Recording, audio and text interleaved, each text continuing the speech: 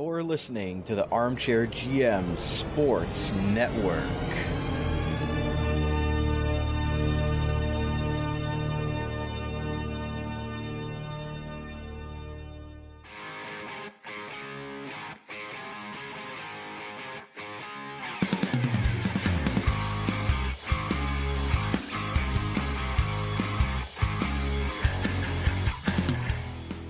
This is Rod Mahood, your in-game voice of the Niagara IceDogs, and you're listening to the Dog Pound Podcast on the Armchair GM Sports Network, your podcast source for all game analysis, team interviews, and up-to-date news regarding the Niagara IceDogs. Hello, ladies and gentlemen, and welcome to another installment of the Dog Pound Podcast right here on the Armchair GM Sports Network, your April 25th, 2022 edition, your source North American sports coverage by sports fans for sports fans, delivered to you right here in the beautiful Niagara region. You can find us on social media for all of our updates on there by following the podcast on Twitter at Armchair GM Pod, as well as this show's podcast at Dog Pound Podcast. You can like us on Instagram and Facebook as well. You can listen to us on all audio platforms. Wherever you're getting your podcasts at, we are available for you guys on demand in audio form. And obviously, as you can see, in video form on YouTube. So make sure if you guys are enjoying the video version of the podcast, you're hitting that like, hitting that subscribe, and hitting that bell icon for all updates on videos that get released on our YouTube channel. Also, you can check out our website, armchairgmsports.com, for all things regarding the network.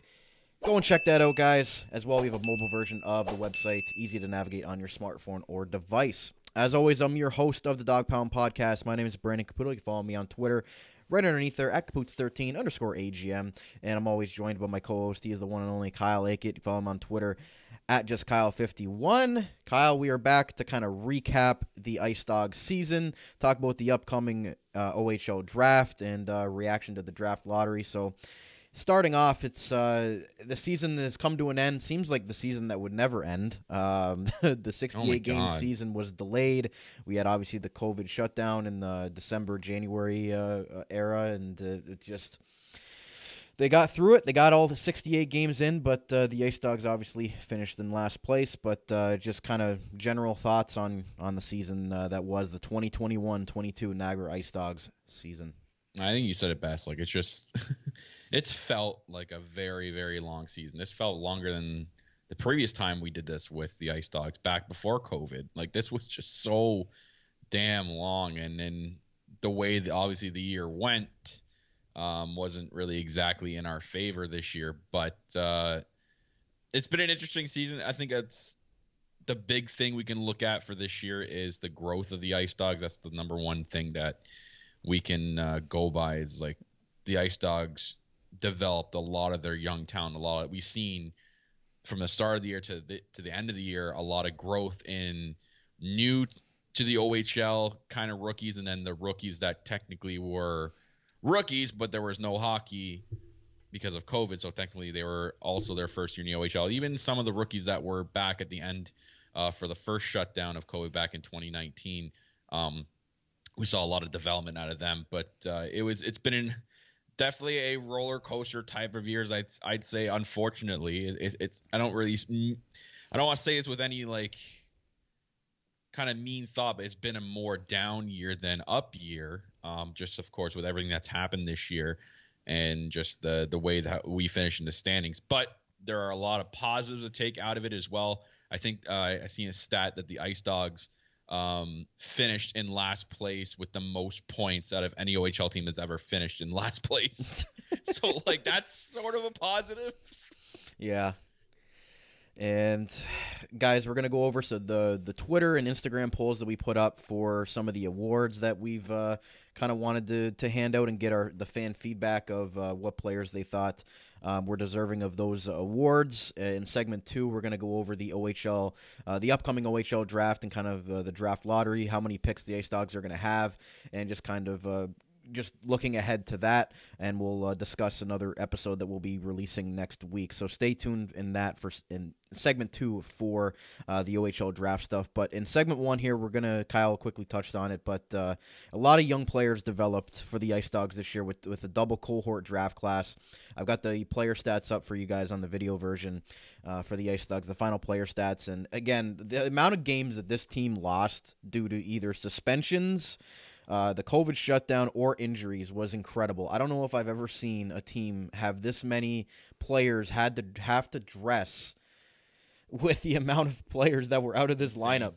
Yeah. And the amount of players that were either cut, traded, called up, sent down, that were just out of the lineup for a multitude of different reasons. I mean, this roster looks like an NFL roster. It looks like a 53-man football lineup going on here with the amount of guys that were in and out of the lineup. But obviously, Kyle, let's quickly touch on the elephant in the room, and that was Daniil Gushin just being clearly the most valuable player for the IceDogs on the ice. I mean, you can see it in the stat sheet as well. But even when he was on the ice, he was just such a difference maker, and Niagara was so lucky to have a guy like him this year through all the ups and downs and the young roster. I mean, this guy, he only played in 51 games because of injuries and suspension, so he missed 17 games. He had 41 goals and 30 assists for 71 points. And missed all that time and was still the leading scorer on this team by almost 20 points. God, it's just crazy to think. Can you imagine if he played like every game of the year and what he would have accumulated in points? He might have even reached the 100-point mark. We really don't know. But like the way he was scoring and the way he was building up his stats, like if he played every game of the year, Daniil would have finished close, I believe, in the would have been top 10 at least for points in the OHL. I imagine he's somewhere close to it. I didn't really look, but he's had an incredible season. It's insane. You look at the drop, even like from him and his points compared to everyone else on the team. Like it was a very Daniil Gushin led team, and that usually you get that a lot with a lot of OHL teams, especially with teams that are in the bottom.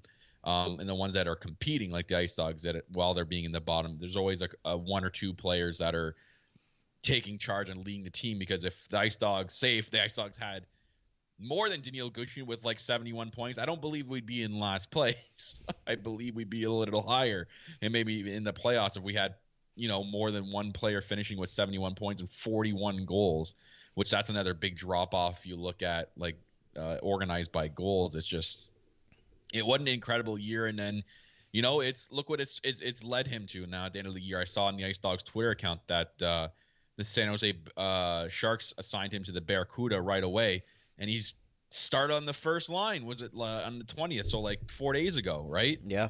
So like he's been playing for the AHL squad already. So good for him.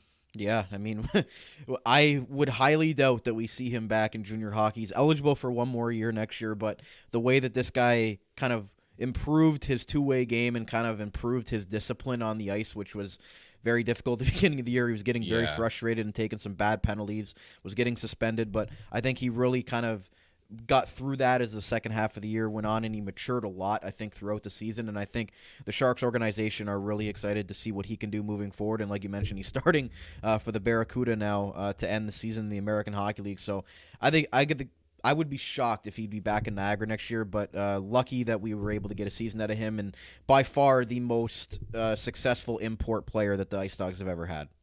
Literally, he's a star. I know it sucks. I know a lot of people wish that he will be back next year to kind of help bring the team out of the basement and into a playoff spot for his final year, but the way he's trending right now, it's not looking. He's either going to be on the San Jose Sharks team or he will be playing for the Barracuda. So, because I guarantee that organization wants him to get that pro experience now. Like he's too good for the OHL. So, it's been an incredible year for us to have him. It sucks. We could have had him. I believe we could have had him the year before as well, right? If there was no COVID shutdown. Yep. We could have had 2 years out of Daniil Gushin. So. It's a shame, but hey, it's the way it is and the way it has to go right now. But we're going to miss him. We're going to miss his 13 power play goals because no one else on the team amounted to that close, because it's another big drop off. He was basically our Ovechkin. We kind of fed him the puck every time we had a power play, even though the power play wasn't very successful. Yeah, and they were just a different team when he was on the ice. Like, teams had the game plan for him, and when he was out of the lineup, it really did. They didn't have, when Pano Femus in the second half of the season, I guess you could say, but they didn't really have to game plan for a whole lot. And when he was in the lineup, he opened up time and space for other players because of the amount of attention that he would gather from the other teams having to, kind of go towards his side and open it up for guys like Femus and Castle and Van Loon and these other guys that he was playing with. So, again, he was just such a good player on and off the ice to have for them. And, again, he will be missed, but I'm glad that the Ice Dogs and the fans got to see him for at least one season. But if he does come back, that would be awesome. But if he doesn't, he's going on to bigger and better things in his hockey career, and that's just what happens in junior hockey. Guys move on. They if they're that good, they go and hopefully play for the pro hockey, for a pro hockey team or a pro hockey league somewhere else. So I think that's a good segue into our first poll, Kyle, and I've got it up on the screen for you guys on the video version, but for you guys listening in audio, I'll quickly go over it. So other than number 66, Daniil Gushin, which obviously he was the team MVP, who was the most valuable player for the Niagara Ice Dogs this season? Our four options that we put up were Pano Femus, Aiden Castle, Captain Dakota Betts, and goaltender Josh Rosenzweig. Looking at the Instagram results, Pano Femus came away with the win there with 58%, Dakota Betts with 33%, and Josh Rosenzweig with 8%. And then on the Twitter side of things, Pano Femus also came away with the victor there with 50%, Dakota Betts with 27%, and Josh Rosenzweig with 23%. So as Cam Peters said, what a specimen Daniil Gushin is. But again, other than him, Kyle, what were your thoughts on the results of the Twitter poll for most valuable player, not including at number 66, Daniil Gushin? I think everyone kind of nailed it on the head with what they put in the poll. Like, Pano Femus is definitely the 100% MVP. If it's not Daniil Gushin, you just seen a drastic improvement from him from the beginning to the end of the year. Like I said before earlier in the show, he was one of those players, and you could see it in his game. It took him a couple of games, though. He did have an adjustment period. I found his game in the beginning just getting adjusted to the OHL level. But you can see he powered through that, and he showed what an incredible star and the star power he has now. And then look what it's led him to. He's now on the 2022 Team Canada under 18 Team Canada team that's playing right now in Germany for the IIHF. So he's going to be playing there. They actually have a game at the time of this recording. He's playing in a half hour at a game with Canada against Germany to open up the tournament. So I mean, it's just he's definitely shown and improved so much since the beginning of that year, and shown his star power that's led him now to be on Team Canada, along with I believe Goyette from the Sudbury Wolves made the team, and star Connor Bedard is on that team as well. So we'll see what comes out of him. I wish nothing but the luck in that tournament, and I hope it just leads to him getting better and better, because I mean, he is drafted second overall in his draft class, best forward taken available. So it's Pano Femus is for sure the MVP if Daniil Gushin's not here. Yeah, that last month of the season when he came back from his shoulder injury, like, he really took the team over, and you could tell how much of a dynamic player he was, a game in and game out, came up with some big goals, and just kind of took the team and kind of showed that he wants to be the leader of this team moving forward. And again, like you mentioned, he drastically improved his two-way game from the beginning of the year till now. That was something that he spoke to us about that he really wanted to improve on, and obviously, being able to take key defensive zone faceoffs and also contribute on the offensive side. And I think playing with somebody like Daniil Gushin really helped his offensive capabilities and kind of showed the growth that he has. And yes, best of luck to him in the under 18 World Championships over in Germany right now. Definitely playing with some great players there, as you mentioned, and hopefully it rubs off well on him going into next year. But he's definitely going to be a guy that the Ice Dogs are going to build around going into next year, and we'll see what happens if he is drafted in the NHL this year. That would be great confidence builder for him as well. If he can be, a second, third, fourth type of round pick, would be great for his confidence and moving forward in his hockey career. So definitely Pano Femus deserving of that honor. We'll move on to the next kind of award that we put on our polls here, and that is the most improved player this season. The nominees were Juan Copeland, Bryce Cook, Declan Waddick, and Alec Leonard. Again, we can only put 4 people on this poll, so I'm sure there were a couple extra. But again, the Ice Dogs had a lot of rookies this year, so it was hard to put them all into these polls. But out of those 4 guys on the Instagram side of things, we actually had 46% say Declan Waddick, 23% Juan Copeland, and then 15% for Bryce Cook and Alec Leonard. It was a lot different on the Twitter side of things, though. Bryce Cook took it away with 38%. Alec Leonard was second with 31%. Juan Copeland with 25%. And Declan Waddick only had 6% in the Twitter poll. So very drastic. Interesting. Very different ends of the spectrum here from Instagram and Twitter. But, Kyle, your thoughts on that? Mine, if I had to pick like who I would choose, I mean, those are great picks by both polls. But me, I think it's tough. I can't really pick one because me, it's a tie between Juan Copeland and Alec Leonard. Alec Leonard being another higher draft pick by the IceDogs, and a lot of eyes were on him going into this season, his first OHL as a very prominent defenseman, and he had a massive improvement from the beginning of the year until the end of the year. The end of the year, I think the second half of the season, we saw a much more different Alec Leonard, a more defensive Alex Leonard. He really picked up on his physical play, and you saw a lot of his hockey IQ increase throughout the year as well, and he looked a lot more calmer on defense, a lot less shaky since the beginning of the year in that second half.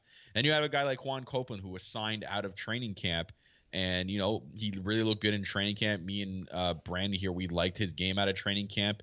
It did take him a little bit, but it didn't take him that long. I believe it was like even near the first quarter of the season, he started to really show what he could do along with the right teammates. So, and then Juan Copeland really stuck out to me as well in the second half of the season. So to me, it's a tie between Leonard and Copeland, not taking away anything from Bryce Cook and Declan Waddick. They've been both good in their own rights, but to me, most improved player where I saw a big difference from the start of the year to the end of the year, it's a real big tie between Leonard and Copeland for me. Yeah, and Alec Leonard, you have to think about the way that this team played a couple of games down the stretch with like 4 defensemen, and he was the veteran on that decor for some of those games, considering he was a rookie, and he was like you mentioned, he became a stable presence for them on the back end as a second-round pick. Juan Copeland's a second-round pick as well. So, again, I think we expected a lot out of those guys, but at the beginning of the year, there were a lot of guys on this roster, and they kind of had to work their way through it. Juan Copeland was really like a bottom 6 forward in the press box for most of the first half of the season, but that second half of the season when he was given a top 6 winger role on this team, he took it and ran with it, and he's had about, I think it was 80% of his goal output was after the months of February. So, again, he really came alive in the second half of the year and really the last quarter of the season, and he's a prominent goal scorer, I think, in this league, and he's somebody that the IceDogs are going to build around as a top 6. I thought he was a signee out of training camp. That was my bad. Technically, he was signed out of training camp. Yeah, but I thought he was like just a random like invitee. No, Juan Copeland was a second-round pick for the IceDogs. But yeah, it clicked in a little after. Yeah, I think you got him mixed up with someone else. I don't Probably. know. Cole Bishop, maybe. I don't know. But someone he's still a prospect. Probably look in training camp that he didn't sign. I thought it was Juan.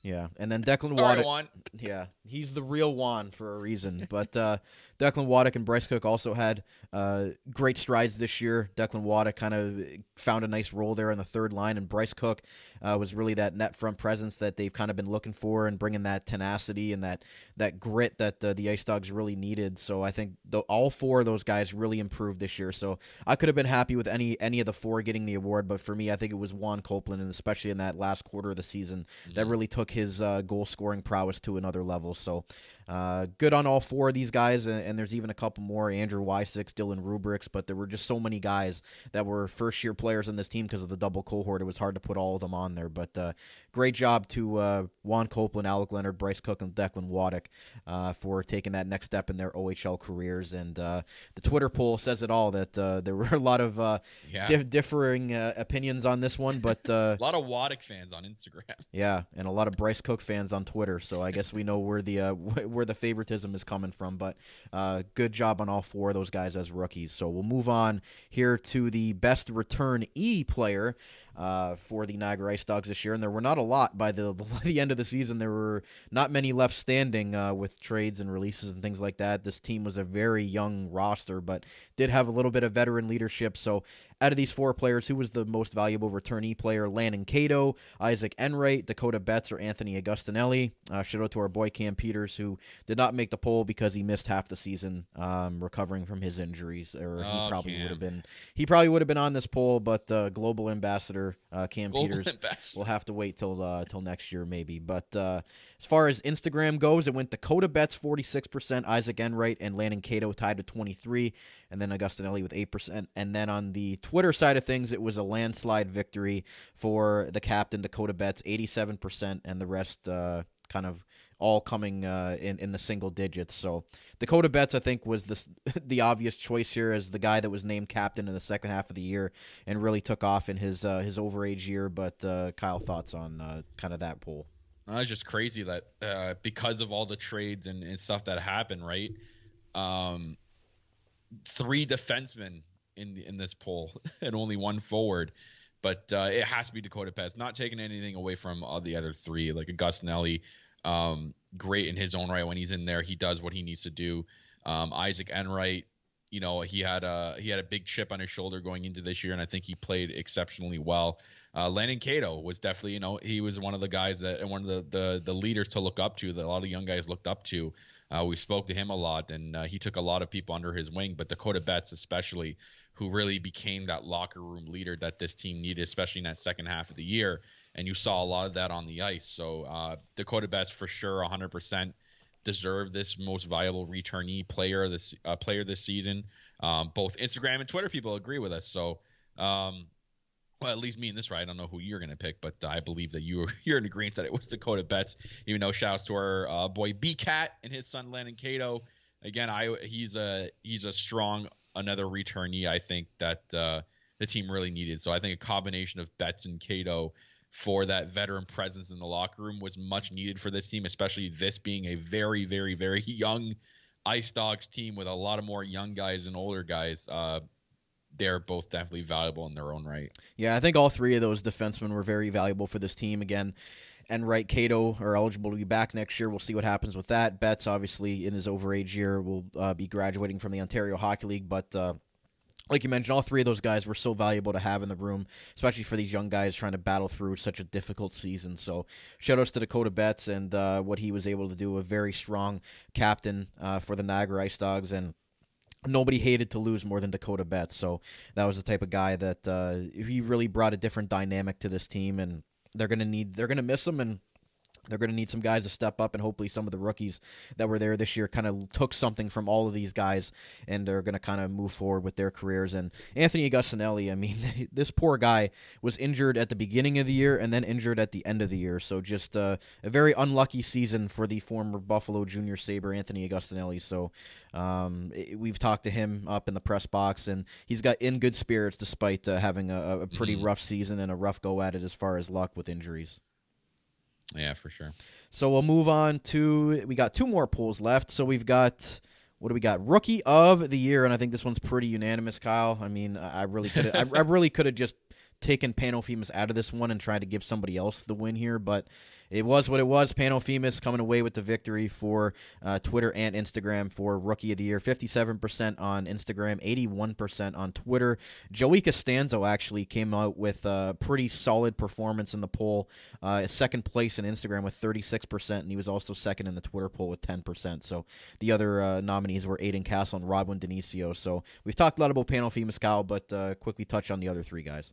So the other 3 guys, I think, had a really good rookie year. Rodwin Denisio, I think, he could have been an argument's sake for most improved player, because I think Denisio, just definitely from the start of the season to the end of the season, I think he looked good right out the bat, and he only got better from there. So he had a very good year, Rodwin, I think, and I think he's going to be a really good, really great defenseman that the IceDogs are going to need for next year. But Joey Costanzo, for sure, I think he got thrown to the wolves a lot of the times this year, and he had to stand on his head being his first year in the OHL against some pretty tough teams in the OHL, and I think he he held his own throughout every one of those games. He looked solid in the net. He didn't look too shaky. I think he really came into his own too in the later half of the year and really looked more confident in that net.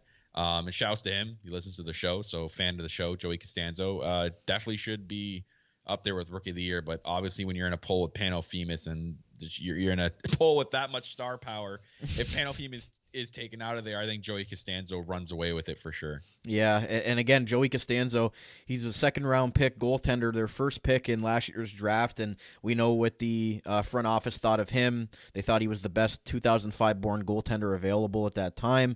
Again, a lot of pressure on this kid coming into the season, but I think him and Josh Rosenzweig did a solid job facing a ton of shots night in and night out and really keeping this team in it when there were some nights where the team defense just wasn't there from this young squad, and I really think that Joey Costanzo and Josh Rosenzweig in that regard deserve a lot of credit for being able to be stable presences back there for the net, especially Joey Costanzo in his first year in the Ontario Hockey League. He did a solid job, so really good job for the goaltenders and Joey Costanzo more specifically for this poll. And I think I'd be remiss if I didn't mention this real quick, Kyle. Aiden Castle was the Iron Man of the Niagara IceDogs this year.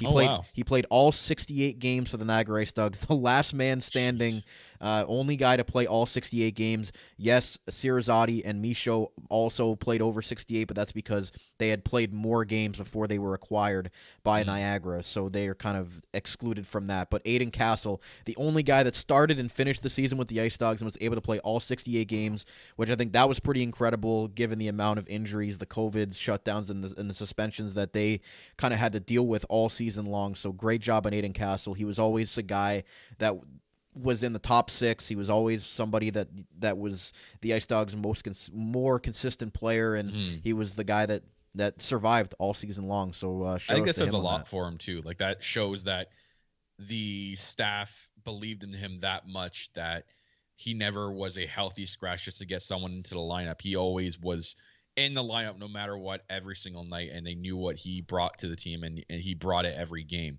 And it also shows like his discipline too, right? He didn't get into any penalty trouble where he might have gotten a suspension that keep him out, or he didn't get he luckily didn't get sick at all in a year where COVID's still around. This man still survived and didn't get sick at all, and didn't get hurt either, right? Like he shows, I guess he's just got a golden horseshoe.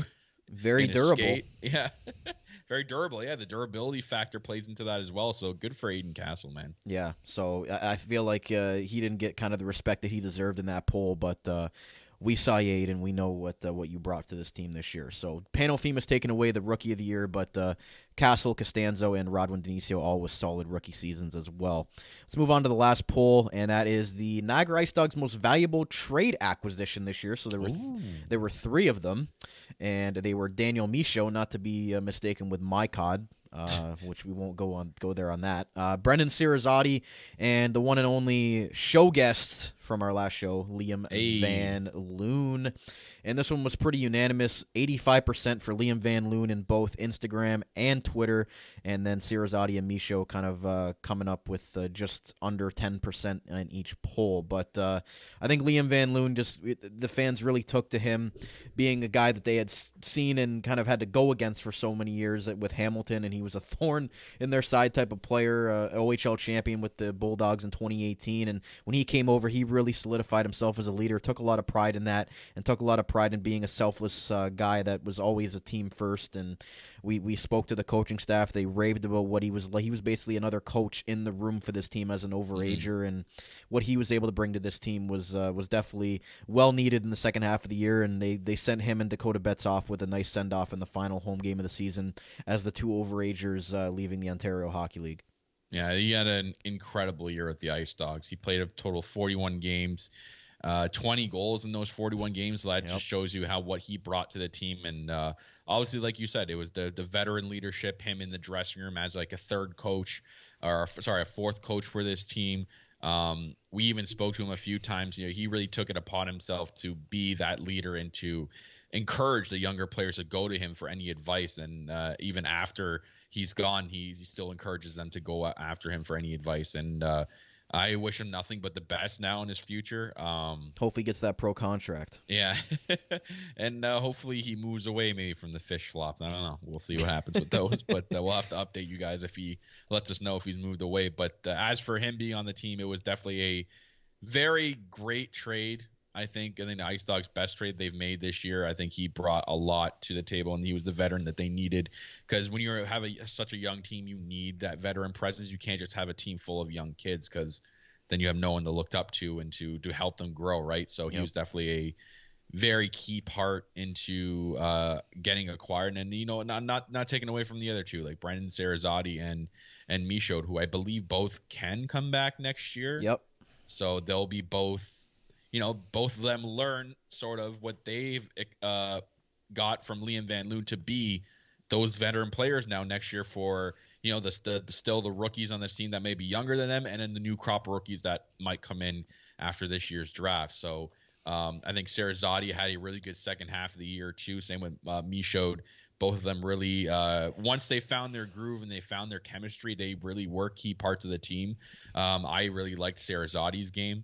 But Liam Van Loon, I'm going to definitely miss him. I really wish he wasn't an overage player, because just his tenacity on the puck and his speed out there was so noticeable, and something we could really use next year as well. So it's a shame that it's a thing in the OHL. There's an overage limit.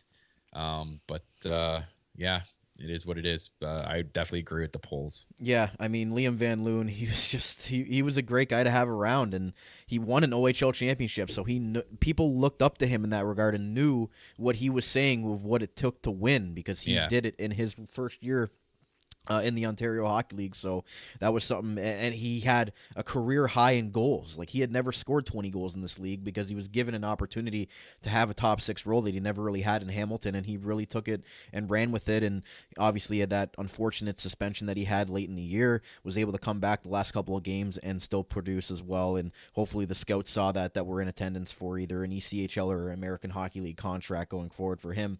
But like you mentioned, Sarazotti and Michaud, they played well together, but the coaching staff put those two guys together as guys that were traded for at the middle half of the year, and they both came from good programs in Oshawa and Ottawa, so they know what good teams look like, and I think that they're both going to be valuable. I think Sarazotti, I feel like the peaks and valleys with him sometimes, but if he can kind of get that line kind of more straight as far as his consistency game in and game out, he's going to be a very dangerous player for the IceDogs next year. He was the second leading scorer on the team with 49 points in 73 games, and as far as what he did in Niagara, 31 points in the 43 games that he played for Niagara.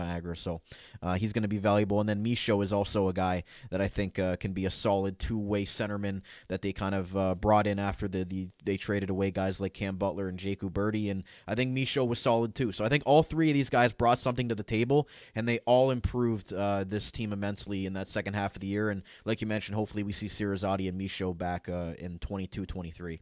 100%.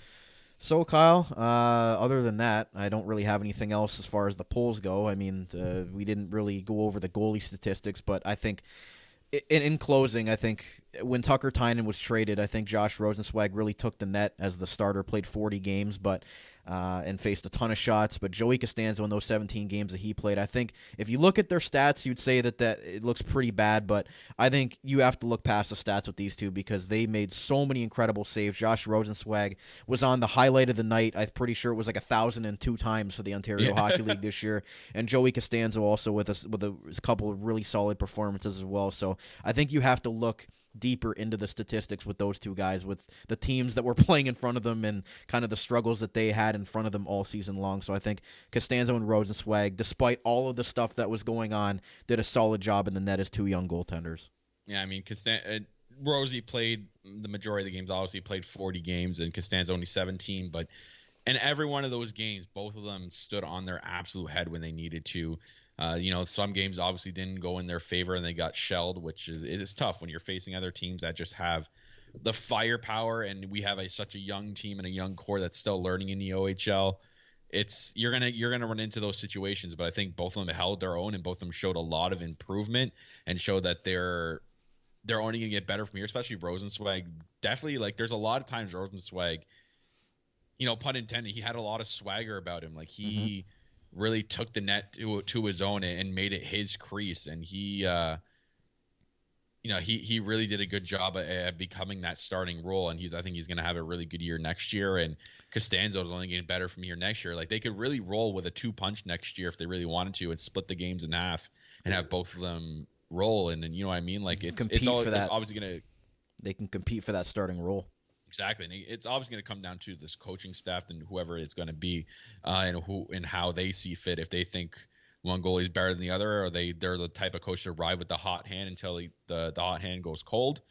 We'll see what happens next year. I mean, it's going to be an interesting offseason, and next year is definitely going to be something to keep an eye on this team, because I think this team definitely, with the rookies that they have, and then this offseason to improve, they can definitely be a big team next year. Yeah, I think this team's definitely on the way up, and we'll definitely have lots of time to talk about the goaltending situation in the offseason. But with that said, guys, that's kind of just our quick recap of the season, and thank you to everybody who voted on the Instagram and Twitter polls, and make sure you're going and following us at Dog Pound Podcast and following our Instagram at the Armchair GM Sports Network for all other interactive things that we do on our social media. So with that said, we're going to take our commercial break, and we're going to come back, and we're going to discuss the upcoming Ontario Hockey League draft, thoughts of the draft lottery, and kind of where the IceDogs are going to be picking and kind of what to expect with that. So stay right here. I'll be right back on the Dog Pound Podcast and right here on the Armchair GM Sports Network. Experience a new way to play daily fantasy sports and esports on Thrive Fantasy. Thrive's game concept revolves around player props, which are simple over-unders on player stats. There are contests for traditional sports including the NFL, NBA, MLB, PGA, and cricket, as well as esports titles including CSGO, Dota 2, League of Legends, and more coming soon. Here's how to play. Choose your lineup of over-unders for top-tier athletes that have the biggest impact on the game. Each prop has a fantasy point total based on how likely it is to hit. The more points a selection is worth, the riskier it is. Rack up the most points and win a share of the prize pool. Thrive is awarded over $2 million in cash, so come and prop up today.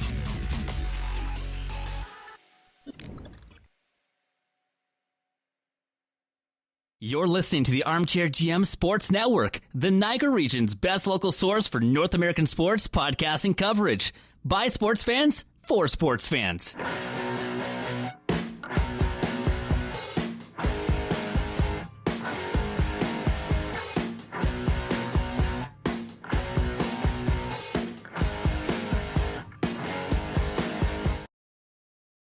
Yes, the generic rock riffs are still here on the Dog Pound Podcast. Is that going to change for next year? Absolutely not. We get like a new one, No. fresh start, man. No. Fresh stays. start, fresh guitar riff. No, that stays. I can't make a new one. I can only do one riff, and it's that. So, Oh, okay. Brandon Caputo and Kyle Aikett back with you here on the Dog Pound Podcast, guys. If you're enjoying the video version of the podcast, hit that like, hit that subscribe, and smash that bell icon for all updates on new video versions of podcasts and all of our other stuff that gets put on the YouTube channel. If you guys are enjoying us in audio form on demand, I mean, go and like us and go give us a good rating on whatever audio platform you listen to us. We really appreciate it. We'd be blessed to get another 5-star rating from you guys. But with that said, ladies and gentlemen, we'll move on to part 2 of today's episode, and stay tuned to the end because we've got an announcement regarding an special edition show that we'll be doing next weekend, so stay tuned for that. But Kyle, the draft lottery happened for the Ontario Hockey League, and the IceDogs finishing in last place, it really didn't matter because all 4 teams, which I didn't realize, all had the same amount of odds. So all 4 teams had a 25% chance of winning or losing the lottery, so it really didn't even matter that the IceDogs finished in last place for this lottery, and it was only for the top 4 picks, but Of it course. was... So, But like, you know what I mean? Like, of course, we end in last place, and it's the year the OHL does a draft lottery. Yep. And it's going to be in that order for the entire draft. So it meant more than just the first pick. It meant, what we're going to be the first 4 picks in that order for the entire draft. So obviously, if you guys have seen and you guys don't live under a rock, the Niagara IceDogs lost the draft lottery to the Saginaw Spirit. The Erie Otters finished second, the Sudbury Wolves third, Niagara IceDogs fourth, and then the rest were all the playoff teams in the OHL. So, again, it is what it is, but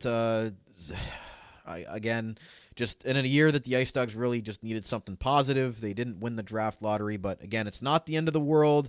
because even with the exceptional players, they're not guaranteed to get their teams to an Ontario Hockey League championship. So the IceDogs are still going to get a great player, an impact player with the 4th overall pick. So we can't complain too much about that. Right.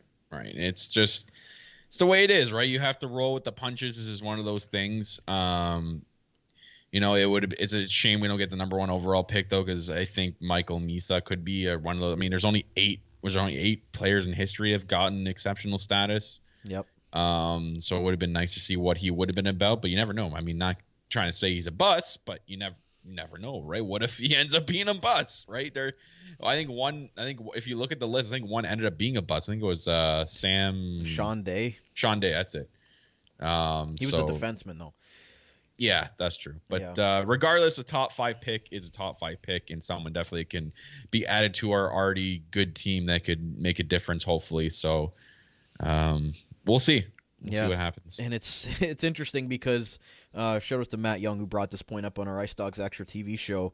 Again, if you get an exceptional player, yeah, he's great, but you might only have him for 2 seasons at most, because he's most likely going to be a first-round draft pick in the NHL and probably gone at that point. You look at the Kingston Frontenacs this year with Shane Wright. I mean, they basically had to go all in for this year, knowing that most likely he's going to be the first overall pick in the NHL draft, and they're not going to have him back next year. So you run into situations like that, or you get a guy like Andrew Agazzino for the Niagara IceDogs. That was a good example, that he ended up being a long-time IceDog and he was a mid top 10 pick for the IceDogs. So you kind of take the good and the bad with that. It's a double-edged sword. You get a great player, a Connor McDavid, for 2 years, then he's gone, or you get a guy that's just maybe not at that level, but he's going to be a solid IceDog for 4 or 5 years. So again, it could work out in the IceDogs' favor that they get a long-term player out of this, and a guy that they can build around for their core for 3 or 4 seasons at least.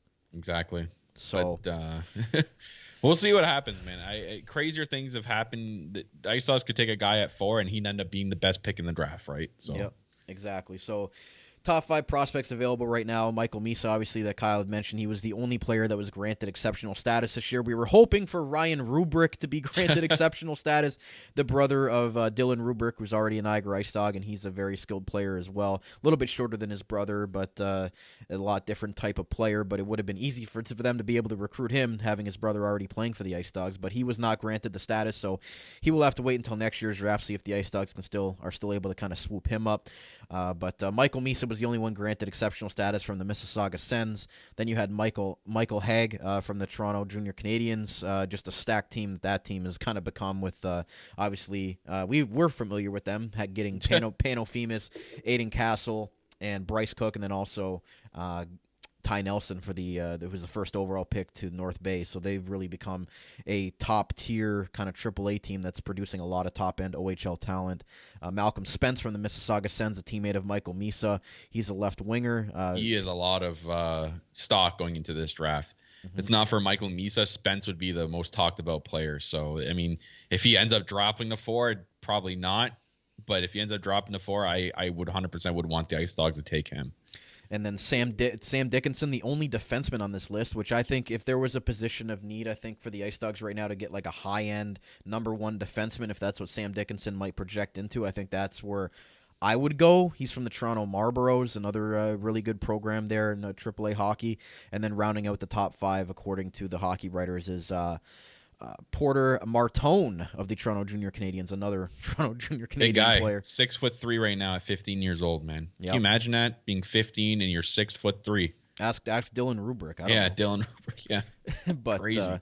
Yeah, I mean, you said Malcolm Spence. I say Sam Dickinson as a defenseman, but again, there might be somebody that we don't even see here in this top 5 list, and it's so hard to project with AAA hockey. Other than Michael Misa, who was granted exceptional status, you don't know what these other guys might become, but you would hope that they would all be very good impact players for the IceDogs at that 4th pick. Yeah, it's just we're gonna have to see what happens, guys. It's the OHL draft there's always this one that is the import draft. Yep. You never know. We might be able to get another Daniil Gushin out of the import draft or something like that. You never know, Fingers right? crossed, right? Yeah. But it's a crapshoot. We got a top 5 pick regardless, right? Yeah.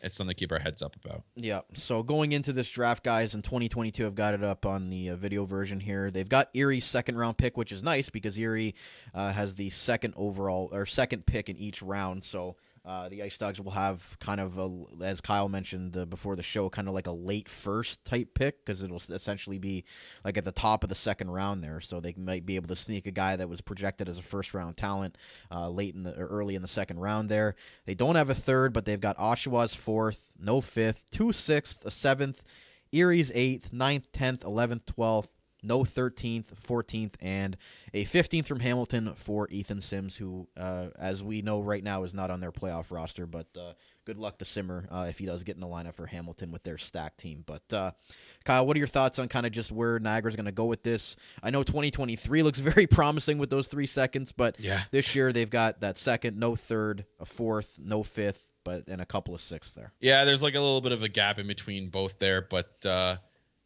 I think the big picture here is you've got a top 5 pick and you have a really, really early second round pick that, again, like we said, could have been projected in a first round. So you kind of have, in a way, 2 first round picks here that can really make a difference on the IceDogs. And then it is what it is for the rest of the rounds. You never know. It could be a late pick that ends. You never know with any draft, not just the OHL draft, the NHL draft. You can have a late round pick that ends up being a stud. Like if you look at the NHL over the years, like some of the stars that's come out of the NHL, a lot of them have all been like 7th round picks in the NHL. So like you never know with late round picks. Yeah, and there's double that in the Ontario Hockey League. Yeah, so 15 rounds. Yeah, it's crazy. But and you talked about like they have 3 second round picks next year, 2 fourths, right? Those necessarily might not even be draft picks. Like what if the IceDogs, we go into next year and we're looking really good and we're looking to go for it, right? We have a lot of stocked picks in future years to use as trading assets, right? It's not just we're going to for sure just draft those 3 second round picks. Those could be used as trading assets for next year if we do look good. So you never know with that, right? Like the IceDogs, it's crazy to look at the list and they don't have their own second round pick until 2026. And that's all due from going for it from the years prior, right? And them trading away those picks. So it's just it's going to be an interesting year. But I think, again, big picture here is we have potentially 2 first-round picks to take from. And it's from what we've gathered from scouts and stuff like that, it's going to be a deep draft this year for the OHL. So what better way to have 2 early picks in a deep draft? Yep, they'll have 4th, and then essentially they'll have I guess because there's 23 picks in the first round this year because of some compensatory picks, they'll have 25. So they'll have 4 and 25 overall for the Ontario Hockey League draft. So like Kyle mentioned, 2 technical first-round picks. Oshawa, Saginaw, and Ottawa all got some compensatory picks. I have no clue what those compensatory picks were from, but regardless, those 3, there will be 3 more picks added to the end of the first round there. So with Erie's pick, Niagara will have 25. But with that said, Kyle, again, I just think that they kind of have to. They're in a position here where they just take the best player available. Would I like them to take a top defenseman prospect with that 4th overall pick? Yes, but I'm also not going to be upset if they end up taking one of the forwards because I just think at this stage of where the IceDogs are at, they take the best player available. And like you said, if they're in a position to kind of be a buyer at the trade deadline next year, they've got those 3 second-round picks handy to kind of use as trade acquisition assets. So again, I think the sky's the limit for this team going forward, and they have the kind of that draft capital. But again, they don't have the 3rd, they don't have the 5th, but I don't really think that they're looking. They've got that double cohort draft class, so I think they just kind of go with the punches here and just kind of whoever's going to be drafting this team from the front office or the scouting staff that's still left here. I think that they're just going to kind of go at it and just kind of see what kind of players drop to them. They've had a lot of high second-round picks in the last couple of years, and you know that doesn't necessarily mean that they're going to be great OHL players, but again, it's such a crapshoot with this league. Yeah, and then you take a look at it, and it's just like the IceDogs, they have to take the best, even if they don't take the best player available. Like, I know it's not, I want to say it's not out of the realm of possibility, but the off really lottery chance that it happens that Misa drops to 4, then you have a player that's again, you mentioned like only 2 years, but the IceDogs also have a plethora of talent that will be here after that. That means it can just at least help the IceDogs get into the playoffs and be a serious contending team and, get eyes on the IceDogs, right? Like there's already enough eyes. Like we sold out the arena in the last game of the year at being in last place. Like I don't think any other OHL team does that. Mm-hmm. So it's going to be an interesting draft. Again, an interesting offseason, but I believe that the IceDogs do have enough the necessary draft picks and necessary team for to we're in a good spot. You know what I mean? Where it's not like we're going into this draft like a New York Rangers type situation where we don't have any first, second, or third round picks, right? So then I'm just quoting the Rangers from like a couple of years ago that it was 1 year that Rangers had a draft where they didn't have first, second, or third. Like they didn't draft until the fourth round. So like, do you even show up the first day? It's like fantasy hockey almost, but yeah. It's an interesting draft this year, so we'll see who we take, and I believe we're doing something special there, Brandon, aren't we? We are, but yes, the fans in Saginaw will be going wild, I'm sure. I'm sure Saginaw was so excited to win the draft lottery. And I'm really bad at the geography. Where is Saginaw? Well, it's in Michigan. So it's in Michigan, so it's like I'm not saying it's near Flint, but the same area, right? Yeah, I mean, it's eastern... It's eastern Michigan area. You know how weird it is to explain to someone who doesn't know hockey that there are American teams in the Ontario Hockey League? 3 of them? Yeah. 2 in Michigan, 1 in Pennsylvania. It's just so weird. I find that so weird that there are American teams. Yeah. I want to know like what their type of like fanfare is and the publicity that they get for being in an Ontario Hockey League, being in the States. I don't understand that. Why would you call it the OHL then? Well, because technically it is the Ontario Hockey League, and they get the extra money from those American teams because the American dollar is so much higher. But I guess so. We're not going to get into Fox News type of debate about that. But let's move on here. Like you mentioned, Kyle, we're going to be doing something special, and we're going to promote it through the week. Again, by the time this airs on Monday, it'll be less than a week before the Ontario Hockey League draft. Rounds 1 to 3 are taking place Friday night. For you guys that don't know. And then rounds 4 through 15 are going to be taking place starting at 10 a.m. on Saturday morning, which is, if I can pull off the top of my head here, if I could actually pull up my calendar, that is the 30th. The 30th. So Saturday, April 30th, guys, we'll be bringing you a special live edition of the Dog Pound podcast, only in audio form because we're going to have some guests, some rotating guests come on throughout the 3-hour broadcast that we'll be doing between 10 a.m. and 1 p.m. for the OHL Draft Day 2. We're going to kind of recap the way kind of how round 1 went, or round 1, 2, and 3 went from Friday night, and just kind of get some general thoughts from some people who cover the IceDogs and cover the league, and just have some good conversation. And again, rounds 4 through 15, going to need to fill some time there. We'll obviously bring you guys the IceDog picks throughout the afternoon there, but we'll have some good insight, and I'm really looking forward to doing another live podcast. I believe the last OHL draft we did a show, and it was a big hit as well. So again, it's not just going to be sitting there and reading out every single pick, because who wants to listen to that for 3 hours? We want to make it engaging, bring on a lot of guests, a lot of people to bring in their opinions on the IceDogs moving forward and kind of how the season went. But Kyle, should be a really fun audio podcast next Saturday live. Oh, I'm excited. I don't have to get all dolled up. You guys don't have to go through the makeup chair. You can just sit here in my jams, my jammies, and my hot chocolate, or I might have coffee. You know what? Screw that. I'm having coffee. I get my French press out, and I have it right here at my desk.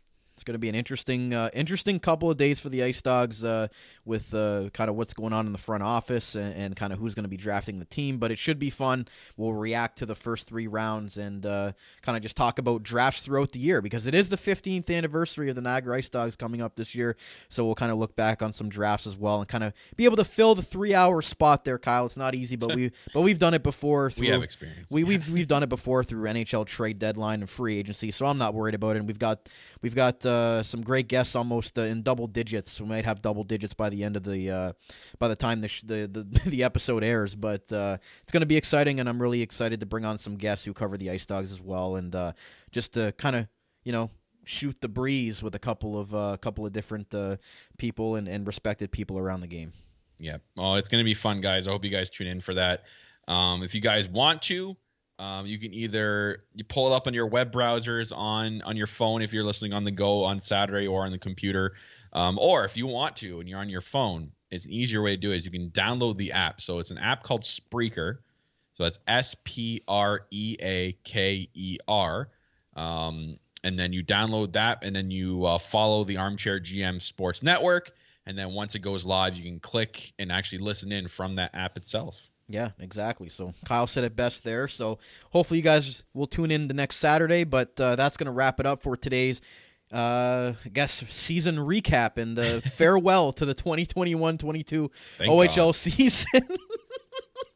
We will take a lot from this season, but definitely looking forward to moving on to next season and looking forward to the draft this upcoming week. So thank you guys for listening into another episode of the Dog Pound Podcast right here on the Armchair GM Sports Network. Make sure you're giving us a follow on Twitter at Dog Pound Podcast as well as at Armchair GM Pod. You can also follow us on Facebook and Instagram. And make sure you guys are liking our website as well, armchairgmsports.com. Don't know what we're going to be posting as far as articles this offseason, but stay tuned for that as well. And again, big thank you to all of our great sponsors and all of the great fans and Ice Dog fans for tuning in and listening along for another episode of the Dog Pound Podcast. And until next time, bark, bark, bark, go Dogs, go. And we'll see you guys again very soon. You're listening to the Armchair GM Sports Network.